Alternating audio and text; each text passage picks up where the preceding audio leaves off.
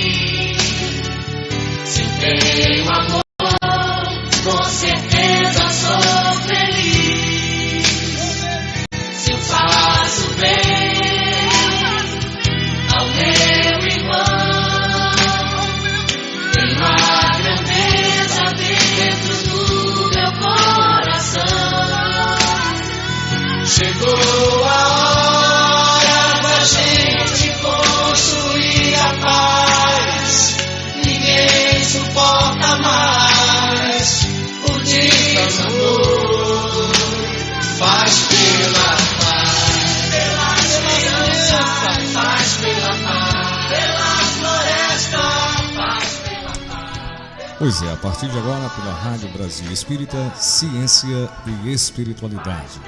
Você pode participar com a gente interagindo através do WhatsApp da Rádio Brasil Espírita, através do nosso aplicativo e formular a sua pergunta.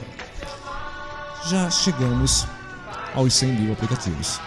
Nas duas plataformas, 50 mil da Apple e 50 mil também do Play Store, que estará sendo atualizado nesses dias pelo Google Play. Pierre Barnabé, boa noite. Boa noite, Márcio Eduardo, boa noite, Delza Gitaí, boa noite, Claudinha, e principalmente boa noite muito amoroso, muito fraterno a todos os ouvintes que estão conosco nessa noite na Rádio Brasil Espírita. Nosso programa Ciência e Espiritualidade inicia mais uma noite, mais um mês, né? E como todos sabem, mensalmente nós abordamos um tema. E o tema do mês de abril será a abordagem científica e espiritual do processo suicidar-se. Um tema muito importante dentro do que está acontecendo, né? Dentro dos números que vem envolvendo o suicídio na humanidade. Como sempre, para iniciar nosso programa, a gente passa uma mensagem do Marco Prisco, do médium Divaldo Franco, do livro Luz Viva, que se intitula Aprender e Ensinar.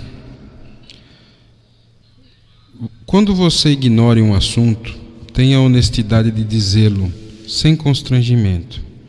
Melhor reconhecer a própria ignorância e aprender do que aparentar saber o ignorado.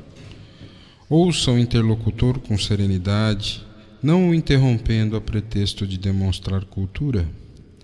Aprende-se quando se ouve e reflexiona. Falando-se, pode-se demonstrar ser um bom falante. Nunca, porém, se revelará um sábio. Muitos se fazem professores, ensinando aos outros o que eles já sabem.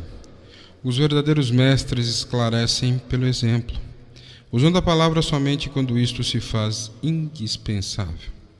Ante a angústia que asfixia as criaturas, auxilie sem vozerio e sem imposições verbais.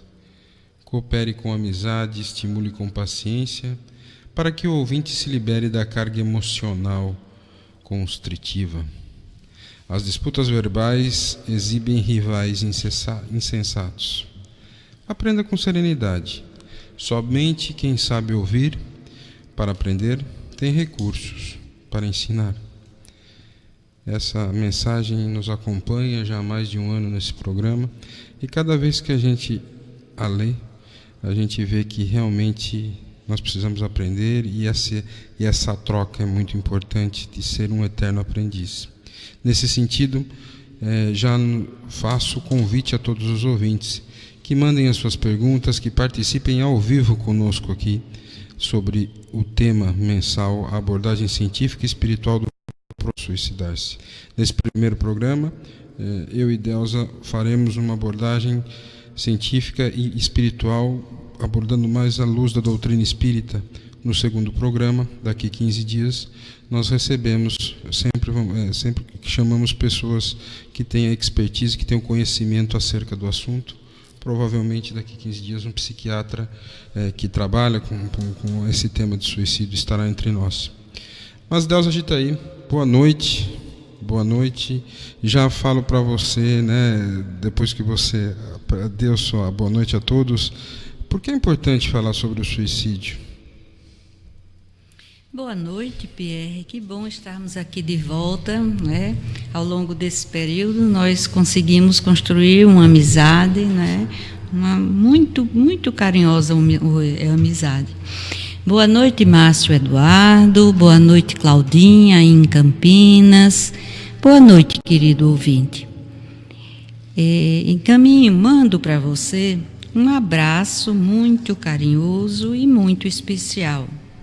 O tema de hoje, de fato, é um tema que nos dá muito importante, porque a abordagem deve ser feita de forma não apenas científica e espiritual, mas com muita prudência, não é? Para que a gente faça comentários sobre a questão, sobre o assunto, mas sem centrar comentários em pessoas, né, suicidas, principalmente pessoas famosas, porque é um nível muito tênue entre, né, a ideação suicida e a prática do ato.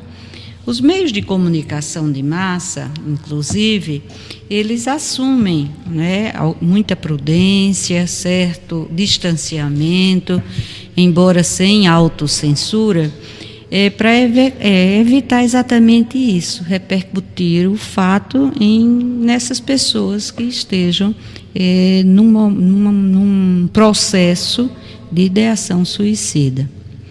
O suicídio, na história da humanidade, ele foi sempre tratado como um tabu, né? As crenças religiosas, os fatores culturais e sociais, eles contribuíram para trazer, e felizmente ainda hoje trazem, Pierre, a visão do suicídio como uma blasfêmia, um pecado mortal, em que o suicida não teria obedecido a Deus, que é o dono da vida, e então o seu destino, né, ele já estaria predestinado a se recolher ou ser recolhido ao inferno, né, por toda a eternidade. Por outro lado, do ponto de vista cultural e social, né, se considera muito o suicídio como um covarde, porque não teve coragem de enfrentar a vida, é um fracassado, um fraco. E o contrário também acontece. Pessoas que veem esse ato um ato de coragem. E talvez isso se dê muito porque é certo, é verdadeiro, que nós tememos muito a morte. Não é? Então seria um ato de coragem esse enfrentamento e sacrificar a vida a despeito do temor da morte.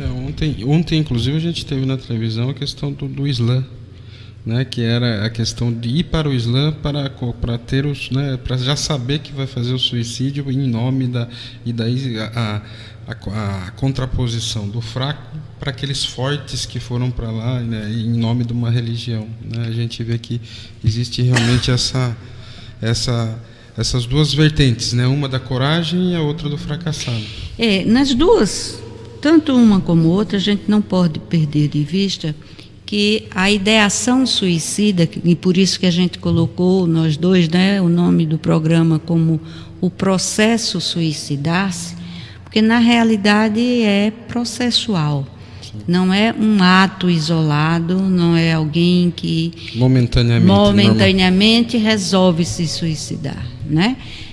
Essa ideação, essa construção, inclusive, de como se cometer o ato final, ele é processual e tem implicações, inclusive, do ponto de vista culturais, biológicos, mas também do ponto de vista de distúrbios psiquiátricos, né?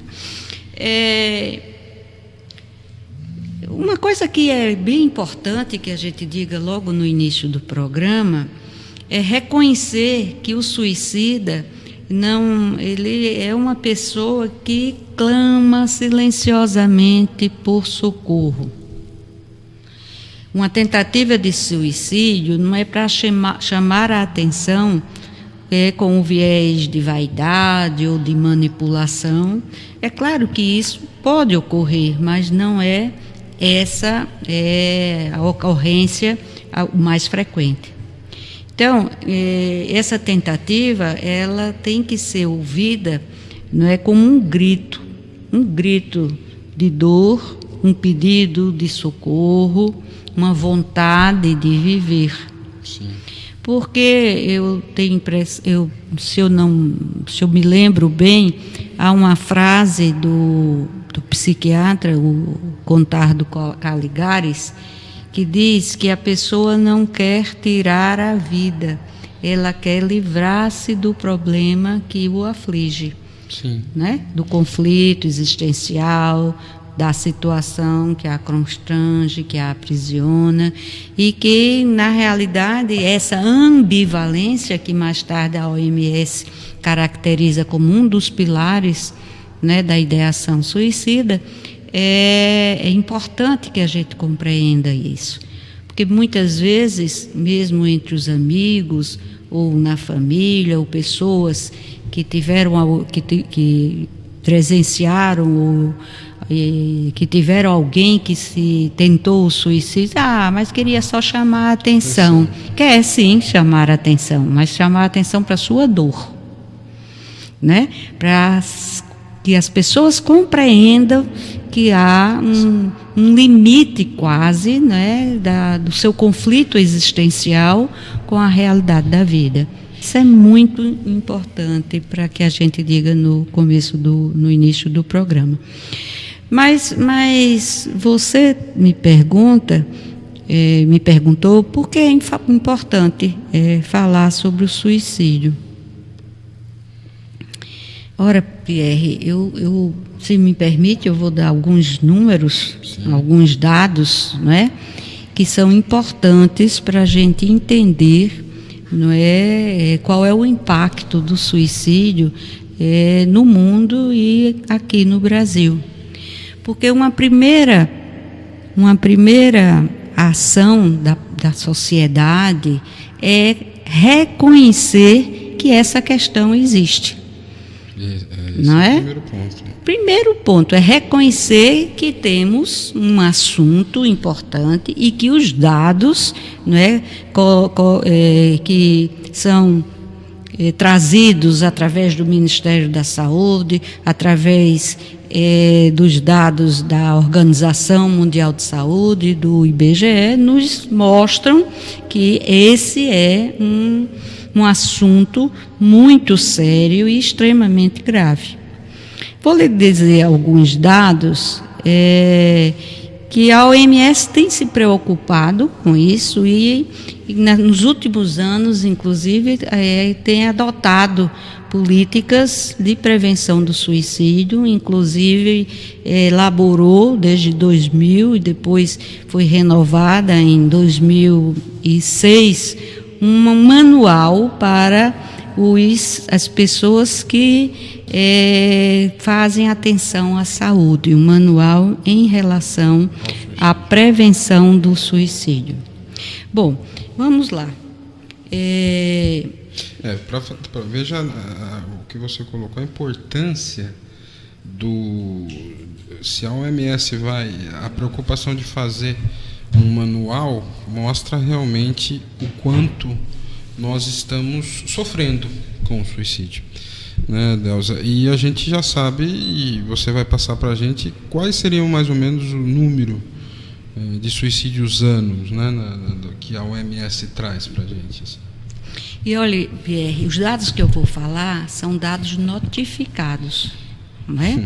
Porque há muitos países, principalmente no eixo asiático e na África, que não notificam à OMS o número de casos de suicídio. Eu acho que a gente tem até uma subnotificação em relação ao Brasil mesmo. E também o outro aspecto é a subnotificação. Né? Aqui no Brasil, a gente, até 2 semanas atrás, a gente conversou sobre um caso, né? Exato. Em que parecia patentemente um suicídio e a família e os amigos e tudo abordaram de outra forma a causa mortes. Por quê? Porque ainda é um tabu, né? Um tabu familiar. Bom, vejam bem, eu vou dar o primeiro grande número, segundo a OMS, que ela nos diz que quase 1 milhão de suicídios por ano acontecem no mundo inteiro, né? Chega perto de 900 mil ou um pouco mais. Outros números, e eu até fiz umas contas aqui, é que a cada 40 segundos uma pessoa se mata no mundo. Ora, se a gente fizer, e eu fiz as contas durante esse nosso programa, que tem uma duração de 90 minutos, portanto 540 segundos, se eu não errei, né, pode ter havido, ao final do programa, 2.160 suicídios no mundo. É um número extraordinário, né? Entre os países que notificam a Organização Mundial de Saúde, os primeiros lugares estão a Rússia, o Uruguai, a Suécia e a Argentina. O Brasil ocupa o 8º lugar. Eu, no entanto, aqui faço uma ressalva, porque... Essa notificação, só para a gente, né, esclarecer até com os ouvintes, e eu também tive essa dúvida. Essa notificação são os países que notificam... Os países que notificam. Quer dizer, que tem assiduidade de notificação. De notificação, né? Isso não quer dizer que eles têm políticas de prevenção, né? Como você... Eu imagino, porque como esses dados não são dados assim... Os dados mais recentes em relação a isso é de 2012, né? E como houve essa implementação da política de prevenção, né, pela própria OMS, é possível que esses números estejam melhores nesse sentido. Chama a atenção o fato da Suécia, né, que é um país muito desenvolvido, né? Quase não há uma desigualdade socioeconômica, né? Mas figura entre os 4 primeiros países em número de suicídio. Vamos para o Brasil. No Brasil, Pierre, os dados também são alarmantes, embora o Brasil ocupe a 8ª posição, né? Há 25 suicídios por dia. Se a gente considerar um mês de 30 dias, seriam 750 suicídios por mês. Se a gente considerar um ano, fazendo sempre sem considerar os meses de 31 dias, 9.000 suicídios por ano.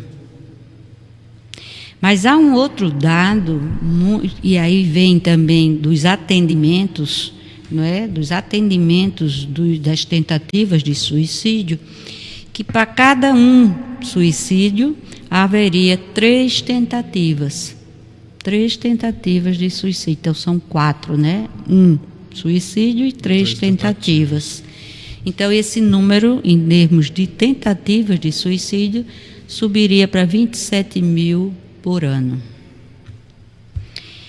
E fica muito, muito triste também a gente ver que a maior percentagem de suicídio ocorre nas faixas etárias de jovens, entre 16 e 25 anos.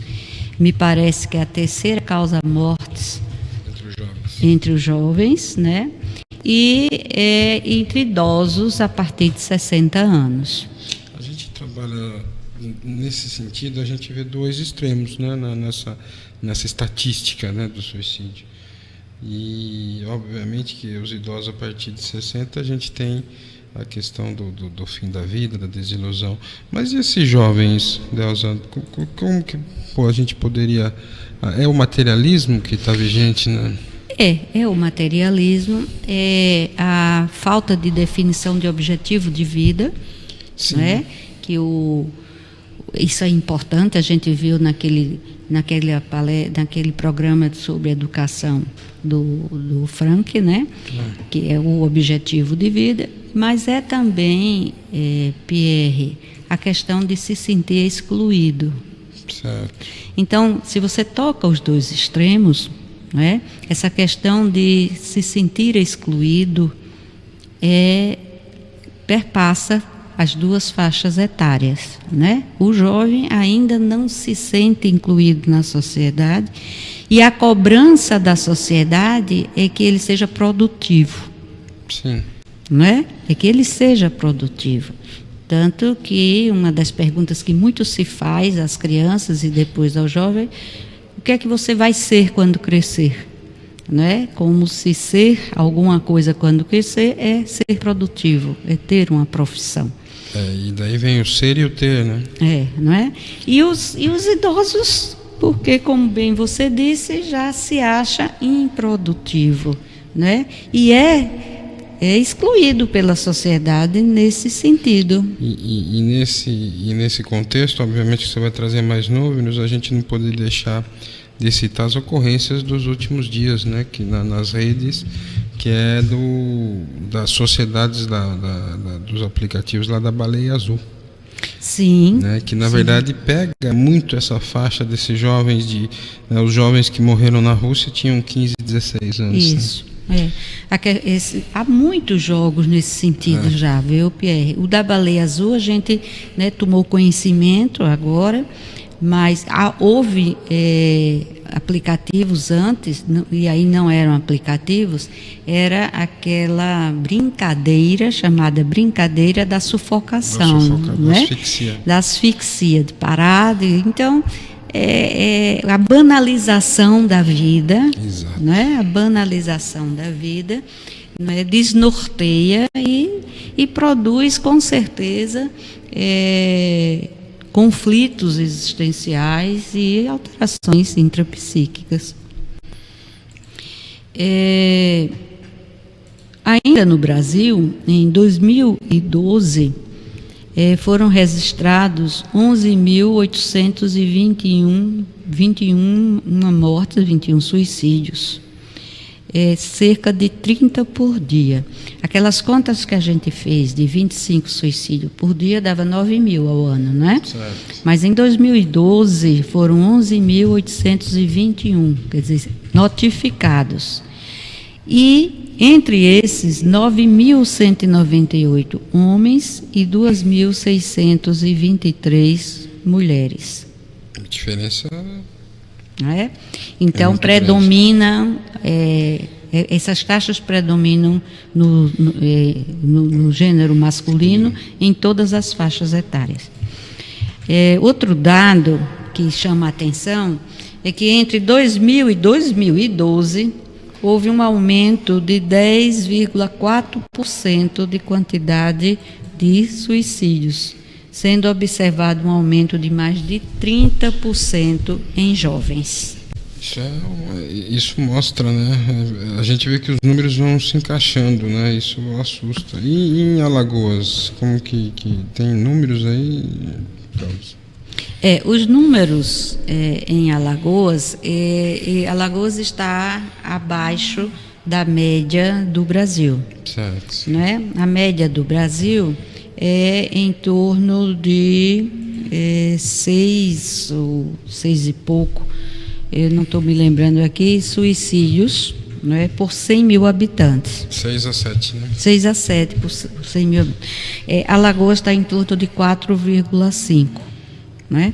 Mas entre os estados brasileiros que assumem os primeiros lugares... Bom, vamos deixar só fazendo um adendo. A média brasileira é de 6 a 7 para cada 100 mil habitantes, Isso. que já é abaixo da média mundial. A média mundial é 13 então, a 14. Quer dizer que, né, o Brasil ainda tem uma média bem menor, quase metade, né, de número de suicídios por 100 mil habitantes em relação à média mundial. E Alagoas, por sua vez, tem mais baixo ainda em relação ao Brasil. Né? Isso, Pierre. Agora, veja bem, nos estados, fazendo o ranking, por exemplo, entre os estados, entre o período de 2006 e 2010, os 4 estados que tiveram maior índice de suicídios foram Rio Grande do Sul, com a média de 10, em torno de 10, Roraima e Mato Grosso do Sul e Santa Catarina, com a média de 8, e Piauí, com a média de 6,5. Agora, chama a atenção também, nesse estudo, é que São Paulo ocupa o 18º lugar e Rio de Janeiro o último lugar. Isso dados entre... nesse período, entre 2006 e 2010, eu não consegui dados mais recentes, né? Porque isso está visto através de estudos do IBGE, que o último foi em 2010. Bom, continuando, e aqui chama a atenção o seguinte: para cada suicídio, 6 a 10 pessoas, elas são diretamente impactadas e por isso sofrem consequências difíceis de serem reparadas, né? Chamam a essas pessoas os sobreviventes, que geralmente são pais, né? Pai e mãe, irmãos, outras pessoas da família, amigos. E aí surgem nessas pessoas, né, diante do fato, sentimentos de culpa, de raiva, de ressentimento, mas por que fez isso? E de pena. E todos esses sentimentos e outros atrelados a eles levam a desencadear, muitas vezes, desajustes psíquicos e mentais. Não é? Há um estudo da dificuldade das mães aceitar e continuarem a sua vida naturalmente depois de ter perdido um filho pelo suicídio. Então, Pierre, agora eu paro um pouquinho e entro numa questão assim muito que eu considero muito importante. Você, meu caro ouvinte, você já pensou em tirar a própria vida? Por que eu faço essa pergunta? Porque há um estudo da Universidade de Campinas que diz que 17% dos brasileiros em algum momento pensaram em suicídio. E entre esses, não só pensaram, mas quase 5% chegaram a elaborar um plano para isso. Então, veja bem, a gente estava falando no processo suicidar-se, não é? Então, a ideação suicida, ela está muito presente em grande parte das pessoas. Agora, uma boa notícia, a OMS diz que 90% dos suicídios poderiam ser prevenidos. Daí a importância, acabando de responder a sua pergunta, de nós abordarmos esse assunto, né, no mês de abril, nem esperamos pelo Setembro Amarelo, não é? E no próximo programa trazemos um especialista nesse assunto, para que a gente, de fato, reflita e pense que é importante a prevenção, porque 90% logra êxito. Que coisa, né? Isso é um percentual muito importante da gente saber em relação, e olha que a gente está falando de OMS que está considerando a ciência, né? Isso, ciência, né? A Organização Agora, Mundial da Saúde. Se a ciência aliada, né, à espiritualidade, ao entendimento, né, de quem somos e para onde vamos, né? E isso daí, essa percentual, então pode subir quase a 100%, quem sabe, né? Isso, com certeza, né? Aí você falando nisso, Pierre, aí eu acho que eu vou lhe fazer uma pergunta, já que a gente deu esses dados, mas a gente pode voltar a eles e inclusive entrar em considerações também científicas das causas da ideação científica, da ideação suicida.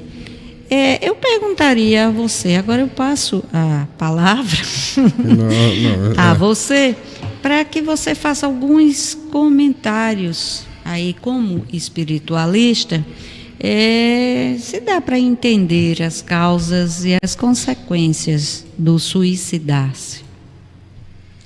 Eu acho, na verdade, você falou muito bem, e a gente, mais uma vez, no programa Ciência e Espiritualidade, a gente deixa claro essa ponte, essa necessidade de interação. Obviamente que não tem como a gente sair de um processo e daí voltando às bem-aventuranças de Jesus, você disse muito bem, né, que o que o suicida pretende?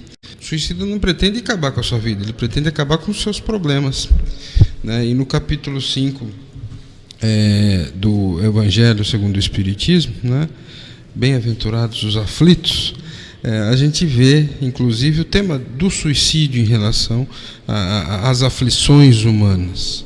Nesse sentido, é complicado se nós formos simplesmente levarmos, né, a nossa vida terrena, o que nós somos, né, as nossas desilusões, né, o número de suicídios, por exemplo, por pessoas que foram traídas, o número de suicídio por pessoas que perderam riquezas, o número de suicídio por pessoas os jovens que não estão se encaixando e acham que não fazem parte desse mundo. A gente vê que realmente nós temos uma situação mundial, uma situação planetária ainda daquela dicotomia, né, ciência e espiritualidade, que parece que não consegue, mesmo no século XXI ainda, fazer a sua interligação, né, trazer esses dados da OMS, trazendo né, a gente viu a importância do suicídio dentro é um problema emergente, ou que seja emergente, que seja urgente, mas é um problema de emergência, né? Porque na verdade quando você fala que você está com 4 ou 5 ou 10 suicídios por 100 mil habitantes é um número, para mim, um número assustador, né, que mostra que nós estamos com muitas aflições, e essas aflições elas estão desconectadas. Se você for para o Livro dos Espíritos, por exemplo, a gente vê que o suicídio é o ato de um indivíduo deliberadamente encurtar sua própria vida, justamente para se despir dessas aflições. E o pior, já Allan Kardec, né, nas questões de 943 a 944 em 944 do Livro dos Espíritos, ele dizia que o suicídio acomete qualquer camada social por diversos motivos, desde depressão, olha só, desde depressão, e você trouxe os problemas mentais aqui, e obviamente eu acredito que a depressão ela é o desencadear, né, a melancolia, né, a depressão, a tristeza interna de não conseguir, né, parece que você não está atingindo os seus ideais, seus objetivos, e muitas vezes os objetivos são restritamente terrestres, materiais, mas Kardec nos traz que esses motivos vão desde depressão, problemas financeiros, amores não correspondidos e por aí vai, né? Então, a gente olhando esse tema pela visão espírita, a gente deve analisar primeiramente o que diz o Livro dos Espíritos, obviamente, né?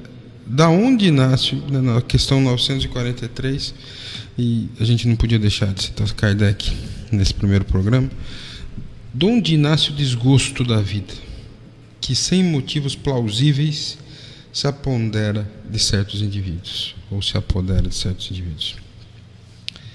Olha só a resposta dos Espíritos para Kardec: efeito da ociosidade, da falta de fé e também da saciedade. Para aquele que usa de suas faculdades com um fim útil e de acordo com as suas aptidões naturais, o trabalho nada tem de árido e a vida se escoa mais rapidamente. Ele lhe suporta as vicissitudes com tanto mais paciência e resignação, quanto obra com o fito da felicidade mais sólida e mais durável que o esperava. O que me chama a atenção nessa questão é que a gente vê que o ocioso, né, aquele que está com falta de realmente do que fazer, ele está triste e melancólico.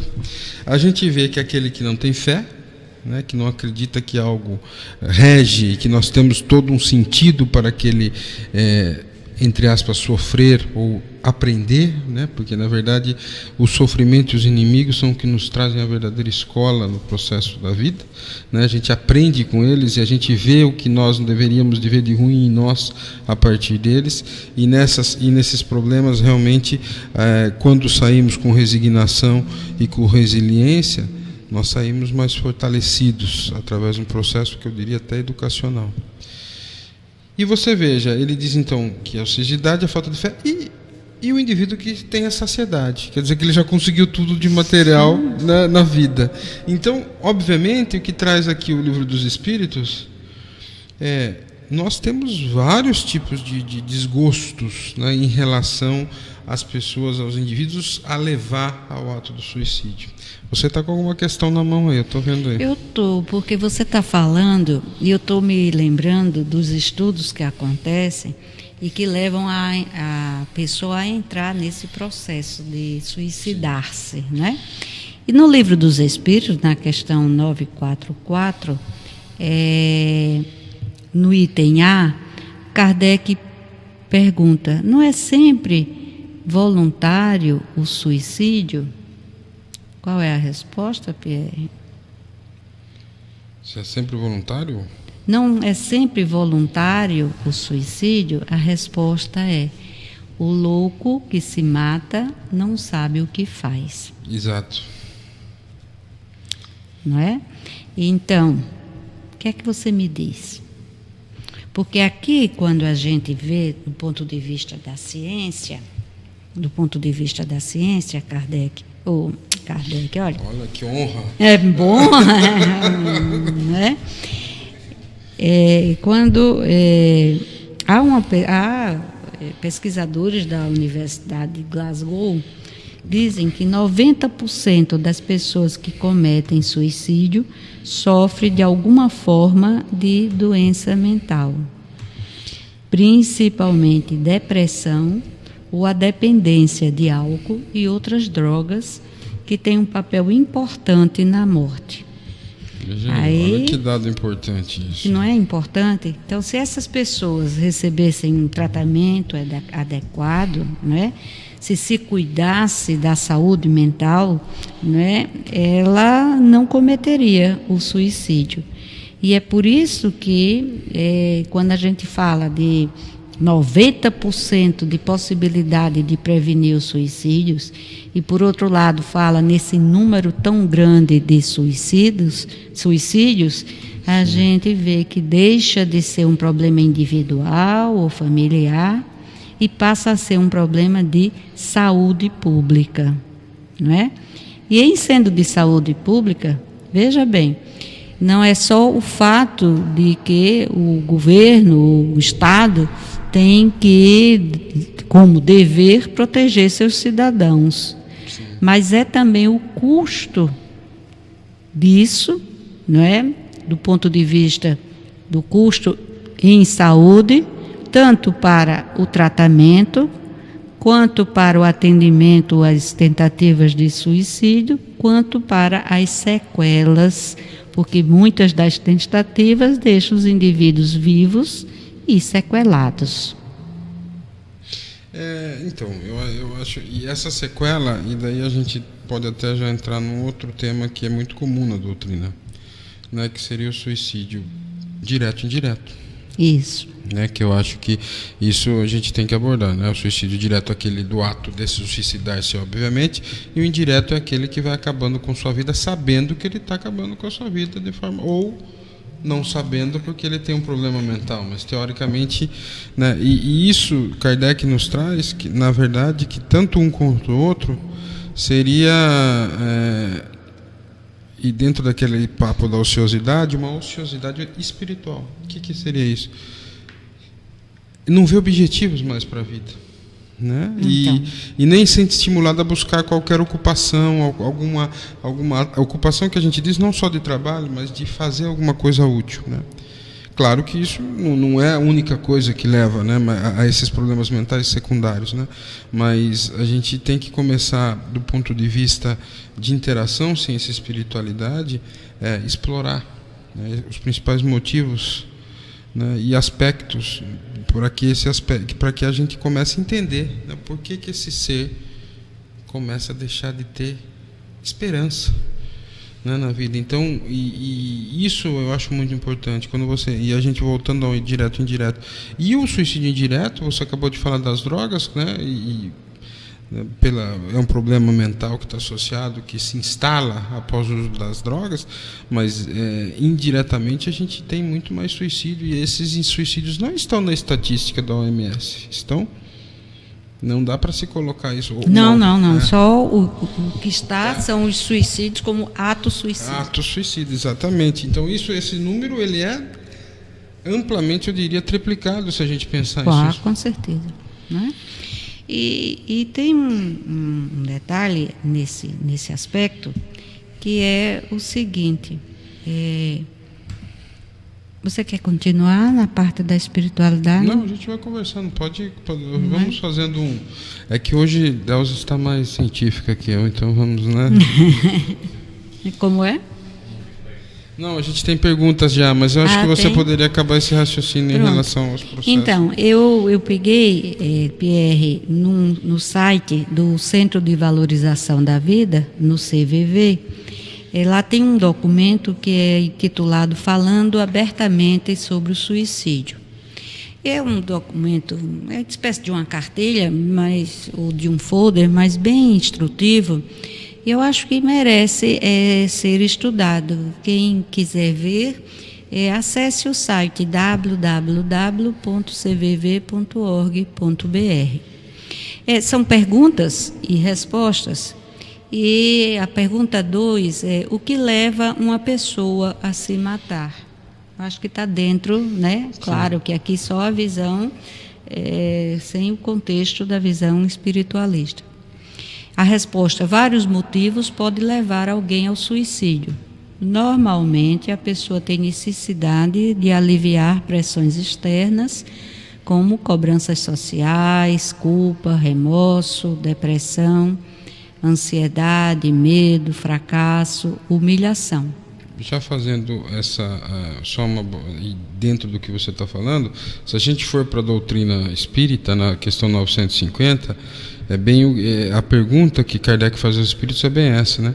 Quando a pessoa quer se livrar desses problemas, ele quer chegar mais depressa a uma vida melhor.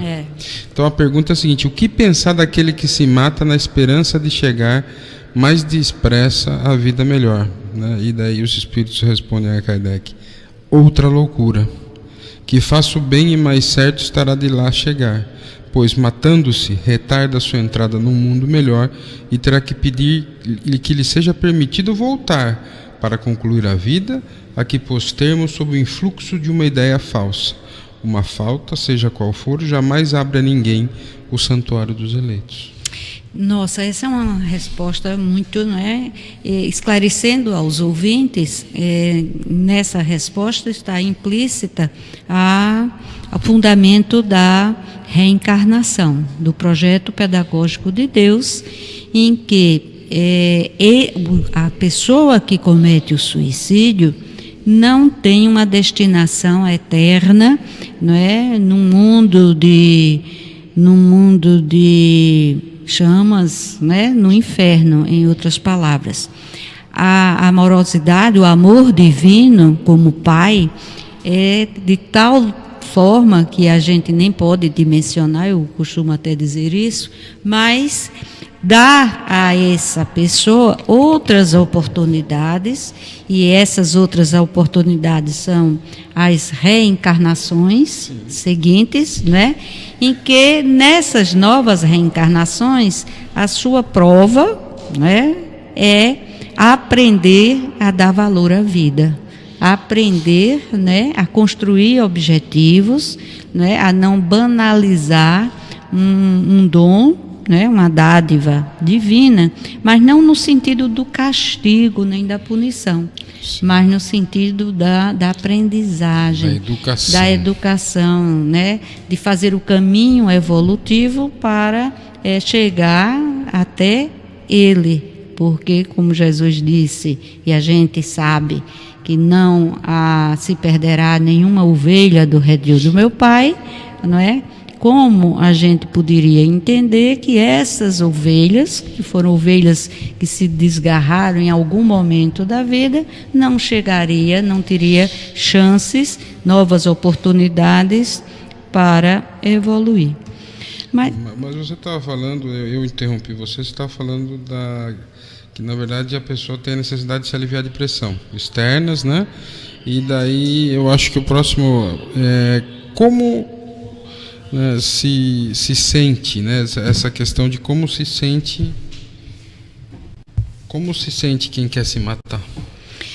Bom, porque, na verdade, a gente vê que, vamos tentar analisar da forma, mas a gente vai trazendo o espiritual para o contexto, para a gente não fazer uma dicotomia, Eu acho que exatamente. Mas o que leva uma pessoa a se matar? Porque, na verdade, mesmo com tanto problema, como que ela se sente, Como se sente quem quer se matar? A gente já entendeu o que leva, mas como ela se sente? Como se sente essa pessoa? Naquele texto, naquele documento, falando abertamente sobre o suicídio do CVV, ele tem essa pergunta, e a resposta, eu não vou lê-la toda, mas diz o seguinte: no momento que tem ideias suicidas, a pessoa combina 2 ou mais sentimentos ou ideias conflituosas, que é aquele estado que já comentamos da ambivalência. Mas veja como termina essa resposta a essa pergunta, que, se eu não me engano, a pergunta, o item 3. Quase sempre sentem uma necessidade de alcançar paz, descanso ou um final imediato aos tormentos que não terminam. Então a gente convida a gente a pensar, eu não sei, da questão da descanse em paz, que é uma, vamos dizer, entre aspas, uma enganação do que seria a vida após a vida. A vida após a vida. não é? Quer dizer, não longe de alcançar esse descanso, na realidade a vida continua e continua trazendo para a pessoa novas oportunidades, seja na vida espiritual, seja depois no processo da reencarnação, não é? Ainda nesse site tem um outro documento que é o documento Suicídio, informando para prevenir. Esse documento ele foi elaborado pela Associação Brasileira de Psiquiatria, a Comissão de Estudos e Prevenção do Suicídio. É um documento de 2014. E ele diz o seguinte: o suicídio o suicídio é um comportamento com determinantes multifatoriais e resultado de uma complexa interação de fatores psicológicos e biológicos, inclusive genéticos, culturais e socioambientais. Dessa forma, deve ser considerado como desfecho de uma série de fatores que se acumulam na história do indivíduo, não podendo ser considerado de forma causal e simplista apenas a determinados acontecimentos pontuais da vida do sujeito. E conclui: é a consequência final de um processo. Mais adiante, ele diz que os dois principais fatores de risco para o ato do suicídio é o paciente ter, ou a pessoa ter, já ter uma tentativa prévia de suicídio. Então, isso é importante. Quer dizer, quem tenta o suicídio uma vez deve, né, ter mais atenção para poder, não é? E ele traz dados, que 50% daqueles que se suicidaram já haviam tentado previamente. E outro dado como fator, né, principal fator de risco, é a doença mental. E aí ele fala bem claramente, o documento: sabemos que quase todos os suicidas tinham uma doença mental, muitas vezes não diagnosticada, frequentemente não tratada ou não tratada de forma adequada. E os transtornos psiquiátricos mais comuns incluem depressão, transtorno bipolar, alcoolismo, abuso ou dependência de outras drogas, transtornos de personalidade e esquizofrenia. Isso seria em relação aos transtornos, ou às doenças psiquiátricas ou doenças mentais, né? Agora a gente vê também outros aspectos que a gente pode levantar, né? Que, por exemplo, aspectos sociais, a gente já viu alguns aqui, né? Que vale a pena a gente está reafirmando, né? Dentro desses aspectos sociais, né? As pessoas do gênero masculino, a idade de jovens entre 15 e 30, e nesse estudo acima de 65, naquele outro estudo a gente viu que os estudos eles se interpenetram, né? Porque a gente tem mais uma vez os adolescentes, e aqui já uma faixa um pouquinho maior, né? Certo. Né? E acima de 65 anos, pessoas normalmente sem filhos, moradores de áreas urbanas, desempregados ou aposentados, né? Pessoas que buscam ou que estão em isolamento social, pessoas solteiras, separadas ou viúvas, né? E além disso também a gente tem alguns aspectos sociais mais particulares em relação a populações especiais, indígenas, adolescentes e moradores de rua. Então isso mostra que, né, além de todas essas doenças mentais, a gente tem esses aspectos sociais que devem ser, que são relevantes na avaliação da potencialidade do suicídio. E também a gente tem outros aspectos, né? Eu acho que você poderia falar de aspectos psicológicos.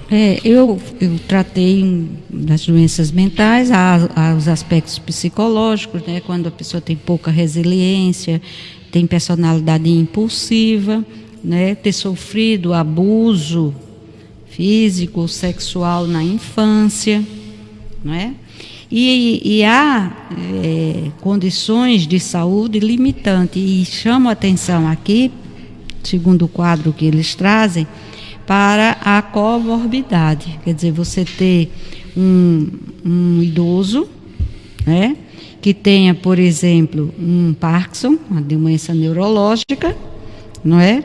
E tenha um isolamento social. Então você tem já aí três aspectos: social, condição limitante, né?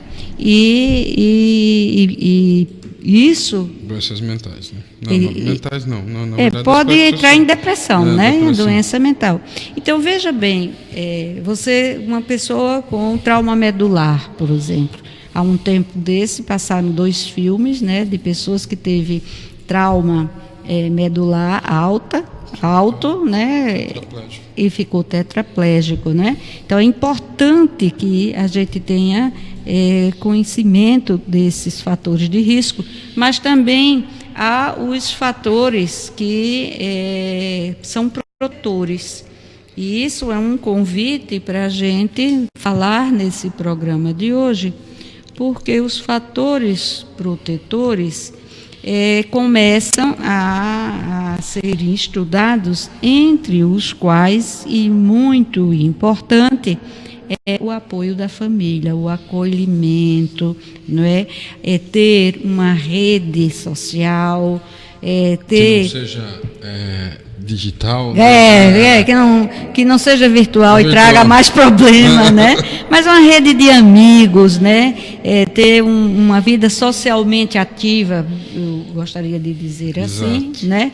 E desenvolver também recursos ou estratégias para o desenvolvimento da resiliência, né?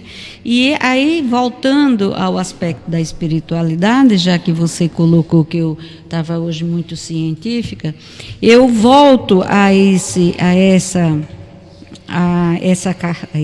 documento da Associação Brasileira de Psiquiatria, que diz que é uma complexa interação de fatores psicológicos e biológicos, inclusive genéticos, culturais e socioambientais. Eu acho que faltou aí os fatores espirituais, não é? Que hoje está sendo muito discutido à luz da saúde ampliada, do conceito ampliado de saúde, e que merece também ser considerado, até porque há muitos estudos demonstrando que as pessoas que têm alguma espiritualidade, aí independe de religião, elas são mais resilientes, elas têm um nível de aceitação maior, elas têm objetivos de vida mais concretizados e com possibilidades realmente da valorização da vida. O que é que você me diz? Eu acredito realmente que quando você tem essa independente, voltamos a dizer, independente da religião, essa questão de a gente está entendendo que nós vamos da vida para a vida, né? A gente começa a primeiro ter um pouco mais de responsabilidade sobre o pensamento como que eu posso te dizer, de deixar nossas aflições de lado. E desse ponto de vista, né, Deus, eu acho que você pode falar até melhor do que eu, né?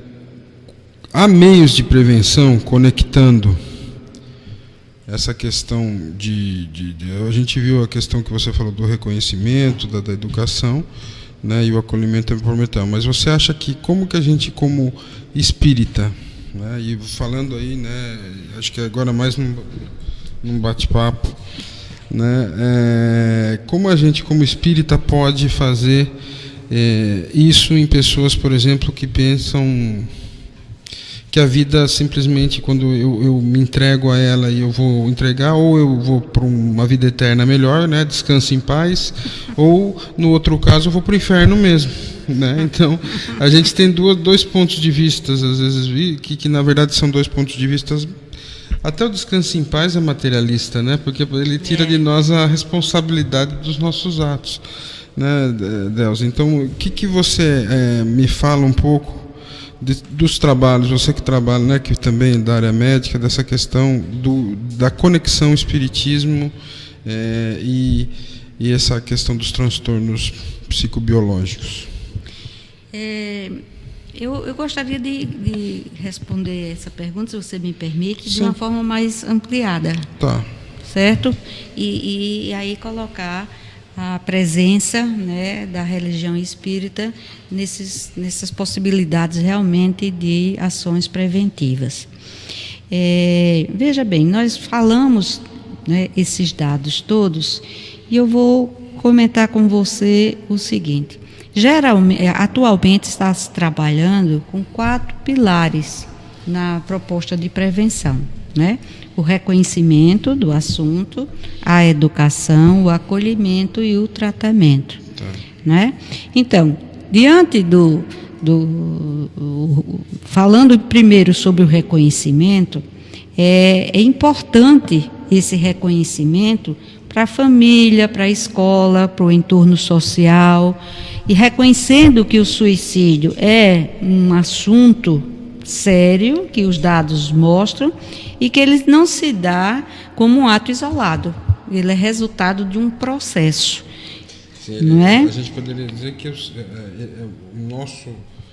nosso irmão ele tem sintomas antes de chegar nesse... Isso, né? Ele apresenta mudanças de comportamento, mudanças de atitude diante da vida, né? E a atenção da família, ou de amigos, ou de colegas mesmo da escola, ou de professores, pode evitar o cometimento do ato extremo. É claro que não está aqui nenhuma ideia de culpabilização. Esse é outro problema. De culpabilização. Porque, na verdade, certo, você está na observação, você está no acolhimento, você está no reconhecimento, mas muitas vezes, meus irmãos, a gente não consegue fazer com que o nosso ente querido, né, o nosso irmão, o nosso filho, nossa mãe, nosso pai, cometa o suicídio, mesmo com todo esse reconhecimento. Porque quando a gente fala no reconhecimento, Pierre, é em relação também ao poder público. Sim. Não é? Primeiro, a gente reconhecer que o que acontece na casa do vizinho pode acontecer na minha casa. Aí eu estou falando na família, não é? Então, essa atenção pode ser redobrada. Por outro lado, em relação ao poder público, né? Reconhecer que é um problema de saúde pública, né? E reconhecer que o problema de saúde pública, a gente já tem histórias sobre isso, e no Brasil tem até histórias muito interessantes. Eu lembro, e agora você me disse, né, me lembrou que eu sou médica, né? Quer dizer, eu sou formada em medicina.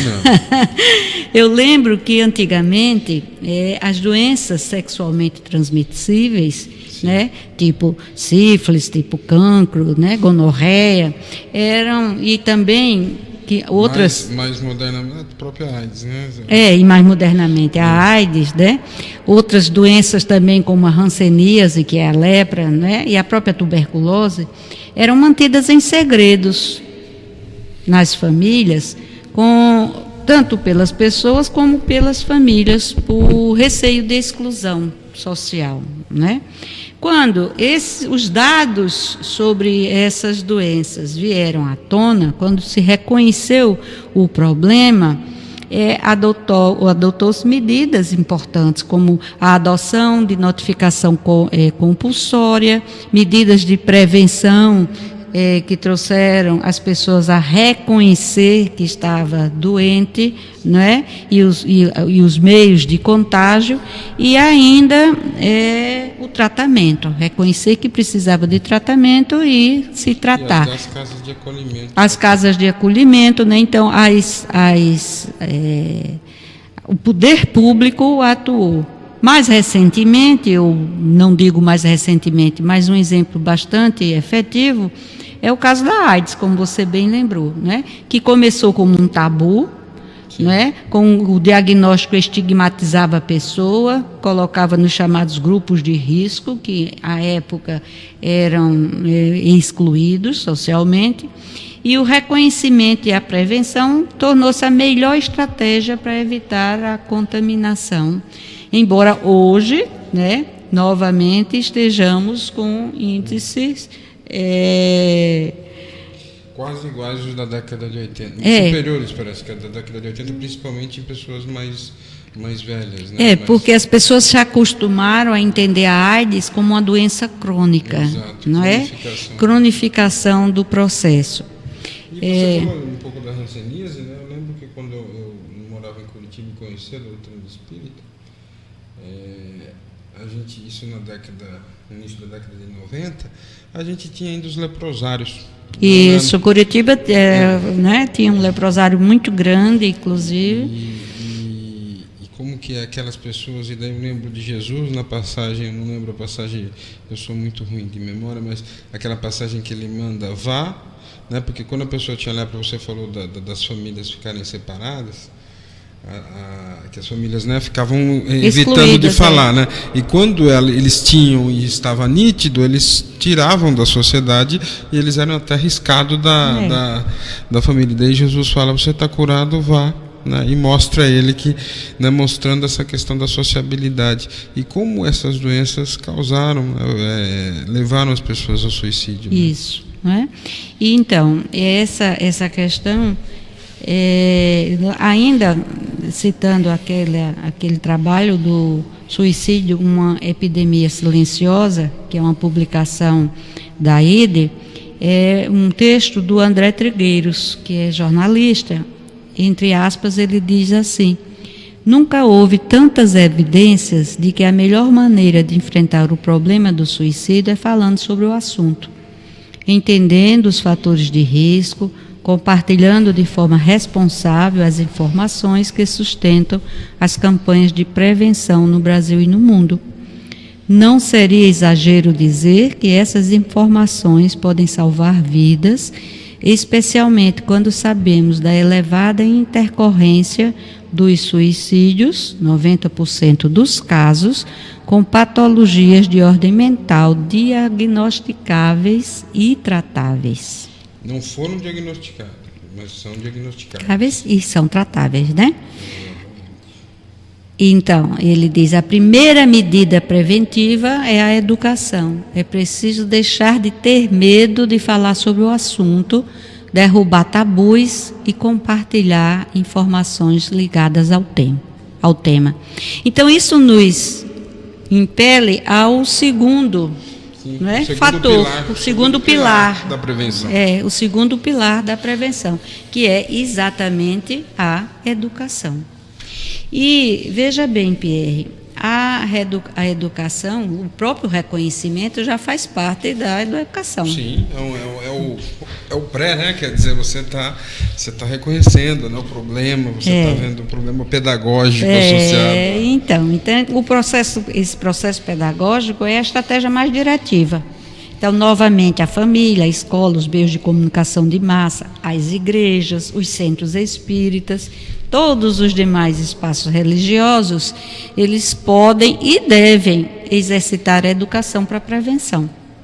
Agora, convido a que a gente reflita que essa educação para a prevenção é sem impor tabus, sem coagir pelo medo, né? E pelo medo de que vai se cometer um pecado mortal, é contra Deus, né? Foi Deus que deu a vida, então só Ele pode tirar. É real, mas não é uma questão de destinação absoluta a uma eternidade, não é? Principalmente quando a gente fala infernal, não é? Então, na educação, a gente pode facilitar aos jovens, às crianças, desde a evangelização, a criar objetivos de vida e a trabalhar mesmo, não é, as consequências do ato, não pelo fato de, somente através da lei de causa e efeito, né? Você planta e colhe. Né? Planta e colhe. Semeadura livre, né? A colheita é obrigatória. O terceiro pilar seria o acolhimento. O acolhimento é primordial.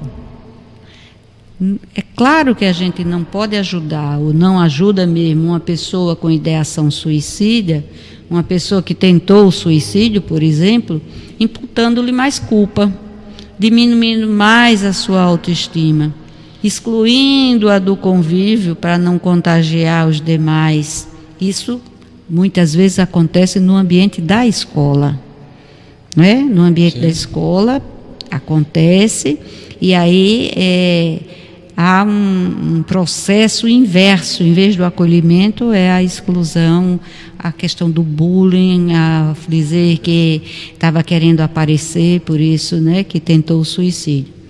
Ela precisa, ao contrário, ser incluída, ser compreendida, ser amada, principalmente ser ouvida, né? E ser ouvida, tanto é difícil, porque a gente gosta muito de dar conselhos, de dizer o que é que devia fazer, mas por que você fez isso? Exato. Mas facilitar que ela fale dos seus conflitos, né? E isso, os serviços de prevenção podem e fazem, alguns fazem, como o CVV, de forma muito lúcida. Muito bom. A quarto pilar é o tratamento. Daí é o tratamento. O tratamento é essencial, né? A gente sabe que os transtornos psiquiátricos, já falamos mais de uma vez aqui, são responsáveis pela maior parte dos suicídios, isolados ou associados em comorbidade, como eu comentei sobre principalmente os idosos. Sim. Então é preciso acabar com o tabu, e aqui eu vou ser bem enfática, é preciso acabar com o tabu de que procura o psiquiatra ou o psicólogo é doido. Eu não vou não, porque eu não sou doido. A gente não ouve muito isso. Há um tabu nesse sentido em grande parte da sociedade. E falando em tratamento, né, não ir no psiquiatra, a gente também tem. A gente não pode esquecer que quando a gente se encontra num estado vibratório como esse, depressivo, de morbidades mentais, tem morbidez mesmo, né? Quer dizer, eu não estou conseguindo, raciocinar, não tenho mais sair da vida, a gente abaixa o campo vibracional. E convida, né, irmãozinhos do outro lado para fechar o ciclo, né, do mesmo campo vibratório, e aí há uma troca de energia negativa, e isso não exclui, obviamente, o fato de que, voltando à sua pergunta, os centros espíritas podem ajudar muito, não é?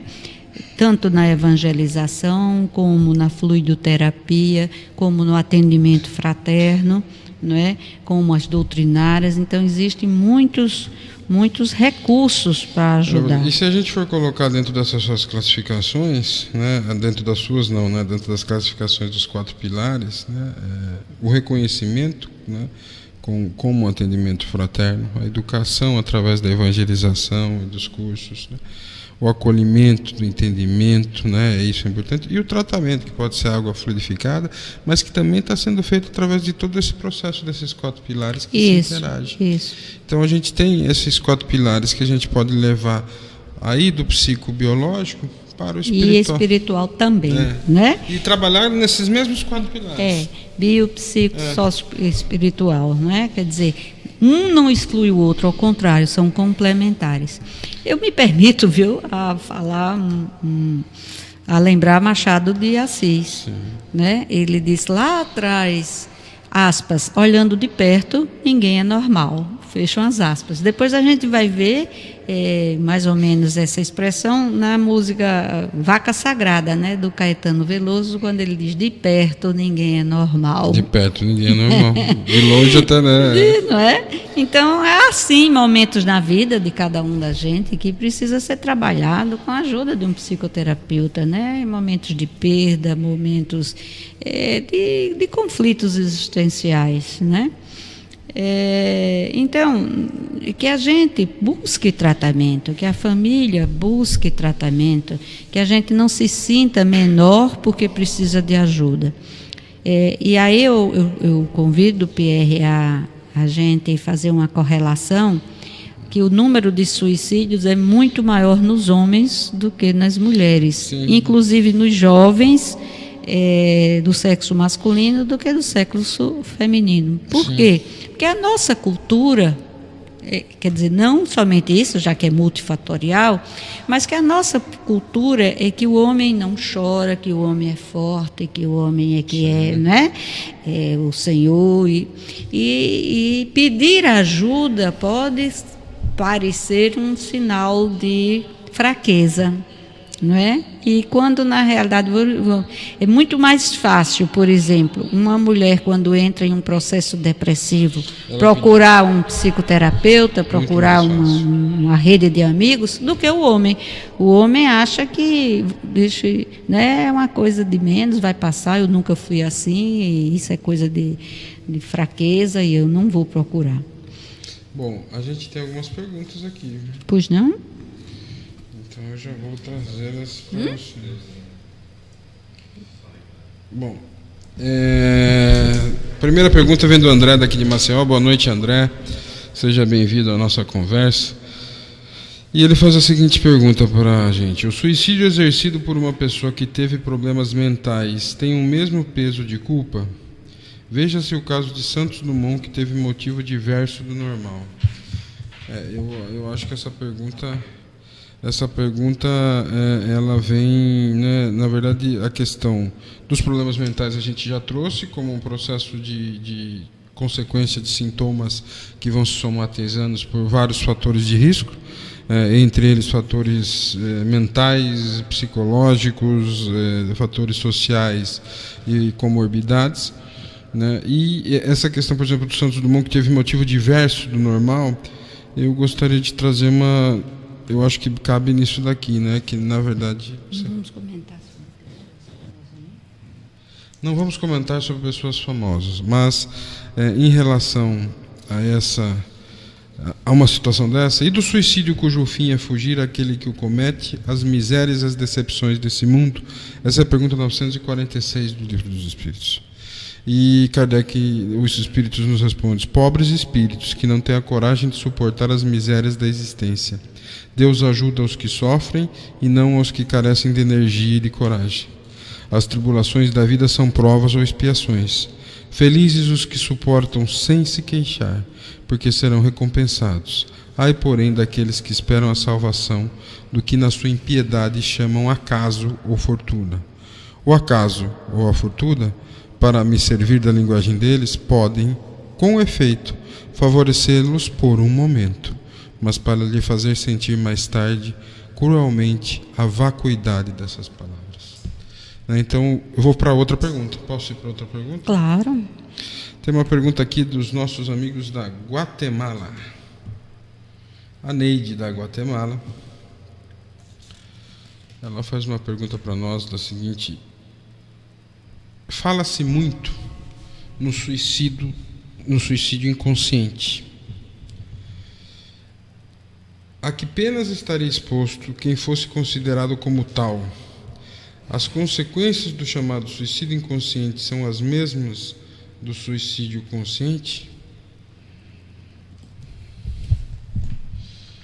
Você quer responder ou quer que eu responda? Responda, eu completo. Na verdade, a gente tem essa questão de suicídio consciente e inconsciente. Obviamente que ele foi uma terminologia utilizada através da doutrina dos espíritos, né, em que você teria, na verdade, um suicídio direto e indireto, né? Então, o inconsciente, teoricamente, seria, né, o indireto, né? Eu acho que mais ou menos isso. Mas a gente sabe que, se a gente for estudar um pouco a doutrina, que esse suicídio indireto e inconsciente, na verdade, ele não é consciente, né? Porque, na verdade, se você não está dentro das comorbidades, dentro dos fatores de riscos biológicos e mentais, o ato de se fazer mal a si mesmo, através de um mal consciente, que pode lhe levar a doenças, inclusive ao óbito. Quer dizer, então ele se torna, isso até Kardec coloca de uma forma: você tem as comorbidades, você tem todos os fatores de risco, e o que pode te levar, inclusive, né, dentro do Bem-aventurados os aflitos, ele fala da loucura e o suicídio, né, trazendo já os problemas mentais como uma ponte para o suicídio. Mas Pierre, eu lembro o filme e o livro Nosso Lar. Nosso Lar, do André Luiz, né? Não é? quer comentar? Não, pode comentar. No livro e no filme, não é? Como é o nome? O Nosso Lar. André Luiz. Da nossa ouvinte, Neide do Uruguai, a Pierre aqui agora, da Guatemala. Nós estamos dois bons aqui agora. O Nosso Lar, que é um livro psicografado, não é? O autor espiritual é André Luiz, mostra que André Luiz era um médico, né? Era uma pessoa boa, aparentemente, né? Fazia inclusive atendimentos gratuitos e tudo, já era um espírito, né? De certa evolução. Mas quando ele desencarna, o que é que acontece? Ele ouve, né, que ele foi um suicida. Então, ele foi um suicida por quê? Porque, em sendo médico, não cuidou da saúde. E ele teve problemas de saúde sérios e graves por conta da sua má gestão das suas condições de saúde, não é? Então, nesse caso, no Nosso Lar, o André Luiz teria sido um suicida involuntário, ou um suicida inconsciente, ou um suicida indireto. Não é? É importante que a gente comente isso um pouco, porque esses suicídios não estão naqueles dados. Não é? No entanto, há pessoas, né, e na maioria, que ao se deparar com uma doença, por exemplo, que tem que tomar medicação e que tem que buscar ajuda médica, terapêutica, se recusa ou faz sem muita preocupação. Isso, né, também poderia ser um convite a nós refletirmos sobre suicídio inconsciente ou indireto. E outra questão, não sei se Delza concorda comigo, mas isso é muito individual do espírito, do indivíduo, né, do ser, porque quando ela quer falar que se as penas do inconsciente são iguais à do consciente. Isso é muito individualizado, depende de como esse espírito... A gente vê o exemplo de André Luiz, que ficou um bom tempo, né, 7 anos. 7 anos para ele, e com um conhecimento, né, e com cultura. E pode ter gente que fique menos, pode ter, mas que a gente vai ter um momento de reflexão na realidade, ninguém pode aquilatar, né, como isso se processa na continuidade da vida no mundo espiritual. Mas uma coisa é certa, é a justiça com amor de Deus, né? Então, isso é importante que a gente não deixe de confiar, não saiba disso com muita confiança de que a justiça divina é uma justiça com amor. É diferente a gente saber que Deus é Pai, é misericórdia, é infinita, é bondade, é compaixão, e que nós, cada um dos seus filhos, né, se pedirmos pão, vamos obter pão e não pedra. Muito bom, Delza. A Neide, então, esperamos ter respondido aí, né, a sua questão. E a gente vai já dando os nossos números de hoje. Estão conosco 821 pessoas, né? Muito obrigado a essa mais de 800 de pessoas que estão conosco aqui, e nós sentindo as energias salutares que vocês emanam, né, através do pensamento. E nós temos 12 países nos ouvindo hoje: Brasil, Estados Unidos, Guatemala, Bolívia, México, Dinamarca, Japão, Rússia, Moçambique, Angola, China e Bélgica. Muito obrigado, né, por tantos países aí a nos ouvir no dia de hoje. Conectados conosco, né? E eu digo a vocês, queridos ouvintes, onde vocês estiverem, que nós nos preparamos do ponto de vista de buscar conhecimento, mas também do ponto de vista espiritual. Nós sabemos como é importante esse momento em que nós refletimos, compartilhando com vocês de um tema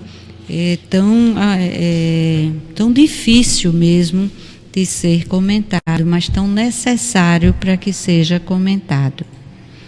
Eu trouxe uma poesia do Mário Quintana que é chamada A Vida. Eu não sei se vocês conhecem, mas eu vou lê-la porque eu achei muito apropriada para encerrar minha fala nesse programa. A poesia diz o seguinte: depois de muitas quedas, eu descobri que, às vezes, quando tudo dá errado, acontecem coisas tão maravilhosas que jamais teriam acontecido se tudo tivesse dado certo. Eu percebi que, quando me amei de verdade, pude compreender que, em qualquer circunstância, eu estava no lugar certo, na hora certa. Então, pude relaxar. Pude perceber que o sofrimento emocional é um sinal de que estou indo contra a minha verdade. Parei de desejar que a minha vida fosse diferente e comecei a ver que tudo o que acontece contribui para o meu crescimento. Desisti de querer ter sempre razão e com isso errei muito menos vezes. Desisti de ficar revivendo o passado e de me preocupar com o futuro. Isso me mantém no presente, que é onde a vida acontece. Descobri que na vida a gente tem mais é que se jogar, porque os tombos são inevitáveis. Percebi que a minha mente pode me atormentar e me decepcionar, mas quando eu a coloco a serviço do meu coração, ela se torna uma grande e valiosa aliada. Também percebi que sem amor, sem carinho e sem verdadeiros amigos, a vida é vazia e se torna amarga. Ser feliz é reconhecer que vale a pena viver, apesar de todos os desafios, incompreensões e períodos de crise. É agradecer a Deus a cada manhã pelo milagre na vida. Pedras no caminho, guardo todas. Um dia vou construir um castelo. Muito bonita, né? E encerrando de verdade agora, eu me despeço agradecendo a todos, agradecendo ao Márcio, ao Pierre, esse convívio tão gostoso, a Claudinha, e dizendo a vocês, queridos ouvintes, que nós contamos aqui no Brasil com um serviço de prevenção muito importante, que é o Centro de Valorização da Vida, o CVV. É uma organização não governamental e é uma das mais antigas no Brasil. Ela foi fundada em 1962 por um grupo de voluntários, mas já tem espalhado no Brasil mais de 70 postos de atendimento. E ela faz atendimento por telefone, 141, por site, via chat, Skype e via e-mail. E uma notícia muito boa, muito recentemente, firmou-se entre o CVV e o Ministério da Saúde a disponibilidade pelo Ministério do número 188. E assim traz mais possibilidades de atendimento a pessoas que precisam ser ouvidas, acolhidas, compreendidas em seus momentos de dificuldades e conflitos. Portanto, nós contamos com esse serviço e eu agora passo para o Pierre para fazer as suas considerações finais. Agradecer mais uma vez todos os ouvintes, a Claudinha lá em Campinas, o Márcio aqui conosco, Delza, nossa mestra aqui, sempre conduzindo o programa, e reforçar a importância desse tema, que voltaremos a estar juntos, né, no dia 24 de abril, né, com um especialista da área da psiquiatria, trazendo muito mais informações a vocês. Para terminar o nosso programa, eu gostaria de citar uma mensagem de François de Geneve, que foi dada em Bordeaux, que é o item 25 do capítulo 5 do Evangelho segundo o Espiritismo. Bem-aventurados os aflitos, o capítulo, e essa mensagem se chama Melancolia, que obviamente é um dos primeiros sintomas que leva o cidadão a poder pensar no suicídio. O nosso irmão, o nosso espírito que necessita de tanta força. Então vamos escutar essa mensagem e refletir sobre ela. Sabeis por que uma vaga tristeza se apodera por vezes de vossos corações e vos faz sentir a vida tão amarga? É vosso espírito que aspira à felicidade e à liberdade, mas ligado ao corpo que lhe serve de prisão, se cansa em vão os esforços para escapar. E vendo que esses esforços são inúteis, cai no desânimo, fazendo o corpo sofrer sua influência, com a languidez, o abatimento e uma espécie de apatia que vós se apoderam, tornando-vos infelizes. Acreditai no que vos digo e resiste com energia a essas impressões que vos enfraquecem a vontade. Essas aspirações de uma vida melhor são inatas do espírito de todos os homens, mas não a busquei neste mundo. Agora que Deus vos envia os seus espíritos para vos instruírem sobre a felicidade que vos está reservada, esperai pacientemente o anjo da libertação, que vos ajudará a romper os laços que mantêm cativo o vosso espírito. Pensai que tendes a cumprir durante a vossa prova na terra uma missão de que já não podeis duvidar, seja pelo devotamento à família, seja no cumprimento dos diversos deveres que Deus vos confiou.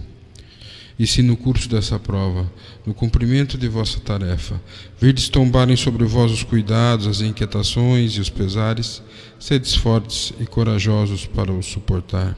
Enfrentai-os decisivamente, pois são de curta duração, e deve conduzir-vos junto aos amigos que chorais, que se alegrarão com a vossa chegada e vos estenderão os braços, para vos conduzirem ao lugar onde não tem acesso às amarguras terrenas. Meus irmãos, muita paz e que Jesus abençoe a todos.